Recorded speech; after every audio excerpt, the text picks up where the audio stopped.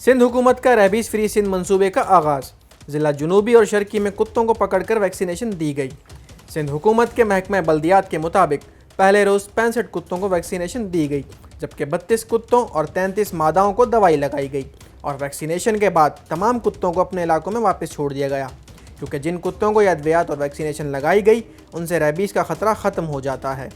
हुकूमत सिंध का rabies free Sindh मंसूबा वज़ीर आला सिंध की हिदायत पर वज़ीर बल्दियात की ज़ेर निगरानी जारी है, जिसमें ACF, RFP और इंडस अस्पताल हुकूमत सिंध को मुआवनत फ़राहम कर रहे हैं। सेक्रेटरी बल्दियात रोशन शेख का कहना है कि सिंध हुकूमत का ये मंसूबा इंसानियत समेत तारीख़ रकम करेगा। किसी जानवर को कत्ल करना इंसानियत नहीं है। सेक्रेटरी बल्दियात ने यह भी कहा कि इस ऑपरेशन का दायरा कार कराची से बढ़ाकर सूबे भर में ले जाया जाएगा। कैमरामैन सैयद शाम अली के साथ मोहसिन सुमरो, न्यूज़ पाकिस्तान, कराची।